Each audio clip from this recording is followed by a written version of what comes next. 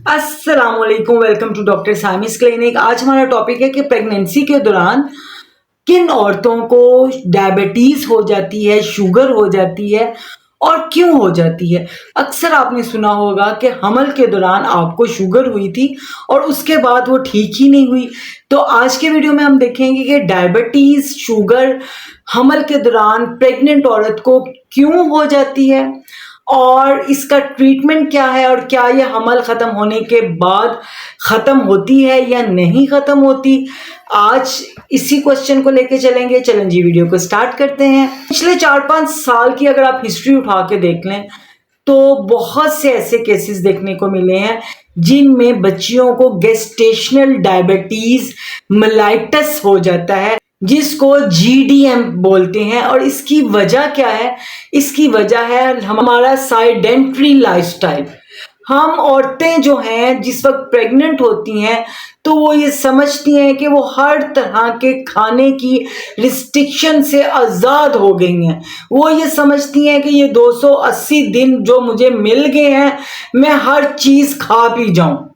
वो खाने पे इतनी आज़ाद हो जाती हैं कि जो चीज़ें उन्होंने पूरी ज़िंदगी में अपने ऊपर रिस्ट्रिक्ट की होती हैं उन सबको खा जाती हैं कि भाई मैं जितना खाऊंगी उतना मेरे बेबी को लगेगा, उतना ही बेबी हेल्दी होगा, मोटा होगा, प्यारा होगा। इस लालच में आके मैंने देखा है कि बच्चियां बेधड़क मीठे का इस्तेमाल कर रही हैं, बहुत ज़्यादा बेकरी आइटम्स यूज़ कर रही हैं, बच्चियां बहुत ज़्यादा चॉकलेट्स खा रही हैं। उनको ज़रा सी भूख लगती है तो वो सोडा पी रही होती हैं, वो शॉर्मे खा रही होती हैं, वो बर्गर खा रही होती हैं।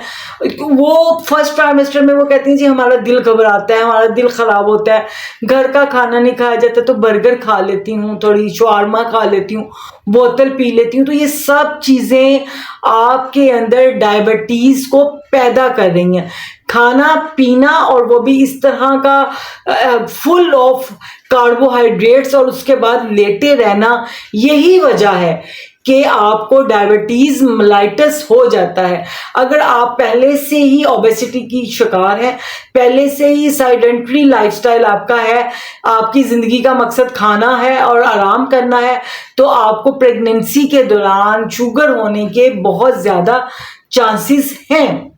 और किन लोगों को शुगर हो जाती है? उन लोगों को जिनकी हिस्ट्री में डायबिटीज पाई जाती है कि उनके फैमिली में भी होती थी, या आपके साथ ऐसा है कि आपको प्रीवियस बेबी में बेबी डिलीवरी के टाइम अगर डायबिटीज हुई थी तो इस दफा भी चांस है कि आपको डायबिटीज मेलाइटस हो सकता है। और एक और रीजन भी है इसका कि बच्चियों ने कहीं से सुन रखा होता है ना कि अगर कोई बच्चियां जिनके घर बेटा पैदा होना होता है तो वो मीठा बहुत खाती हैं।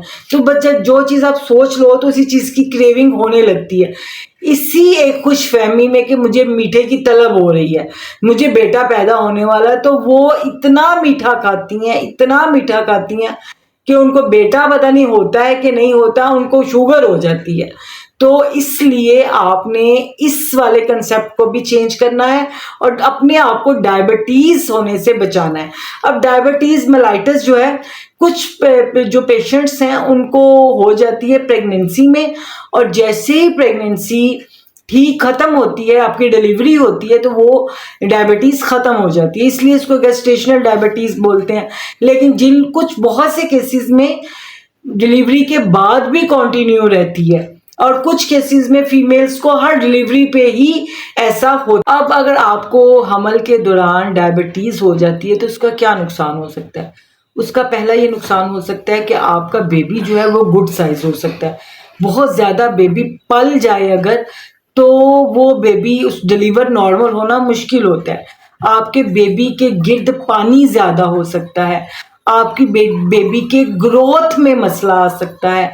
तो अगर आपको डायबिटीज़ है तो अपने गायनाकोलॉजिस्ट के पास जाइए, वो आपकी HbA1c के हिसाब से आपको इंसुलिन स्टार्ट करें या कोई भी मेडिकेशन स्टार्ट करें, उसको लेना बहुत ज़रूरी है। आपकी बॉडी के अंदर शुगर का लेवल मेंटेन रखना बहुत ज़रूरी है, वरना आपका बच्चा और आप दोनों ही रिस्क जोन में जा सकते हैं। तो सेफली ये टाइम गुजारने के लिए जब आप प्लान कर लें कि आपको बेबी लेना है इस साल, तो पहले से ही अपने वेट को कंट्रोल करें। और हमल ठहरने का मतलब ये नहीं है कि हर चीज़ खाने में आपको आज़ादाना जो है वो छूट मिल गई है, तब भी सादा खाना खाएं। तमाम जो रूल्स मैं बताती हूँ, चबा चबा के खाएं, सादा खाएं, थोड़ा खाएं, भूख रख के खाएं, लेकिन सिर्फ एक ये कहती हूँ 3 मील्स को 6 मील में कन्वर्ट कर लें। थोड़ा थोड़ा खाएं, बार बार खाएं, ताकि आप और आपका बेबी जो है वो हेल्दी हो, आपको डाइजेशन के प्रॉब्लम ना आए और बेबी को कुछ पैदाइशी तौर पे उसके अंदर कुछ जो है वो नुक्स पैदा ना हो जाए। तो आई होप सो ये इन्फॉर्मेशन आपके लिए बेनिफिशियल होगी। तो इंशाल्लाह मिलते हैं नेक्स्ट वीडियो में नेक्स्ट टॉपिक के साथ। तब तक के लिए अल्लाह हाफिज। पाकिस्तान जिंदाबाद।